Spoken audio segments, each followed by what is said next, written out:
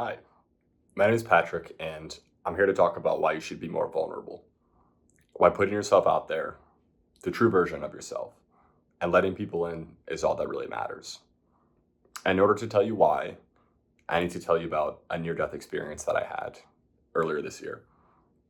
It was about 6 months ago, and I was traveling with friends, and it was a pretty ordinary night. I was about to go to bed. I was laying in bed watching Seinfeld on Netflix on my phone, and I had to go to the bathroom. So get up to go to the bathroom, and the next memory that I have is me standing in the bathroom, looking in the mirror, and there's literally just blood pouring down from my lip, down my chin, down my chest. And then I smile in the mirror, and two teeth are gone. It was just absolutely crazy. So here we are, two fake teeth, two lip surgeries, and many months later, I still don't fully know what happened, which is crazy. From piecing it together, I got up too quickly, probably, got lightheaded, passed out, and then I know that I hit my chin really hard on the concrete floor.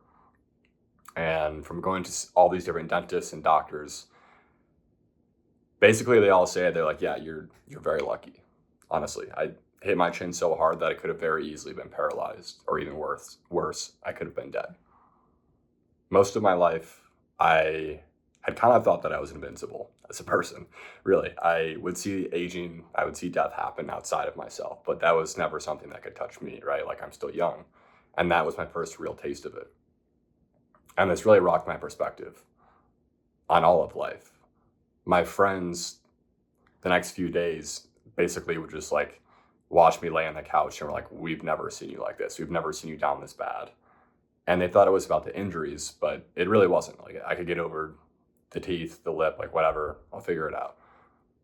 I was down so bad because I started thinking about what if. What if that was my last day on this planet? You know, like, what if? What if what if it was your last day on this planet? What if you had 1 hour left to live? Just think about that. What would you do? Who would you talk to? And this would tell you a lot about yourself and about what's actually important to you and in life. And I couldn't get this thought out of my head, that what if that was it? And I couldn't get out of my head because I realized that I would have been so disappointed in myself if that was my last day. Think about, would you be happy if today was your last day? Would you feel like you lived your life how you wanted to? Because my answer was no. And I was so disappointed in myself because I realized that up until that point, I basically had measured myself against what I was working on, what I accomplished, and these big, ambitious goals, but it was all about work. And then in that moment, I realized that what really matters, the essence of life, is the connections to those that I love. And I was even more disappointed in myself because I realized that I had never really gotten around to telling those that I love how much they mean to me. And I just let that pass by. My entire life is just a collection of all the things unsaid. Ever since I was little, I've been bottling up all these emotions and feelings all deep inside of myself. I thought I became this like unshakable person who didn't really ever cry. I kind of took pride in it. And if I cried, I wouldn't show it or talk about it to anyone. I would repulse away from like all of the touchy feely stuff, like hugging, saying love you, all of it, like to a friend. Like, that's crazy. I thought I was crazy. And that continued throughout my life to the point where saying anything that got at my true core feelings would just like lock me up because it was so foreign to me that I would almost start crying from it. And God forbid that happened. So then I would just like close off and not say anything at all, which is a really crazy place to be in. And it's a sad place to be in because people thought that that was just how I felt. They thought that I didn't have those emotions or feelings. But in reality, I had all of them and all their strength and colors. But then I would just put them deep inside and never show them to the world because I was too scared.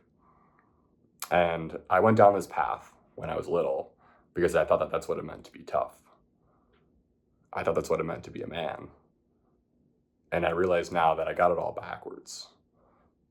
Being a man means that I have these lofty dreams and ambitions, and I'm going to work hard at them. And I know I can accomplish anything I put my mind to if I work hard enough.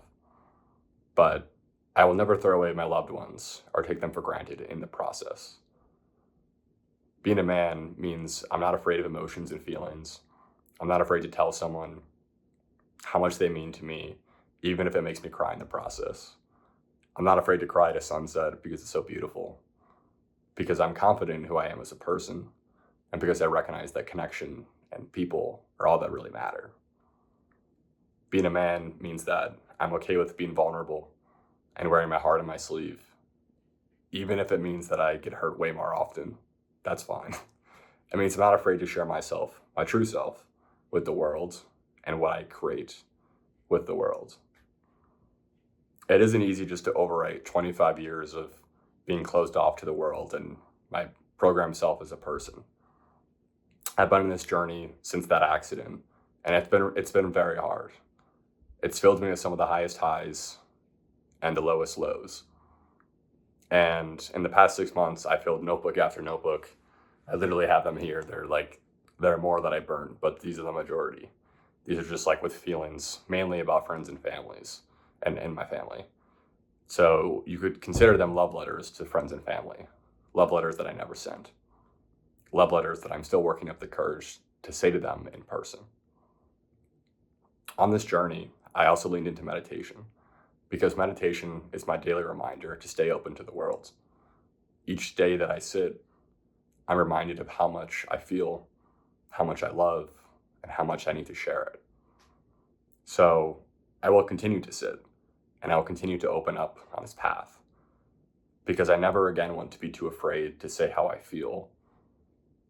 And I never want to forgo telling my loved ones how much they mean to me. As I walk this path of reshaping who I am, I hope that this inspires you to do the same.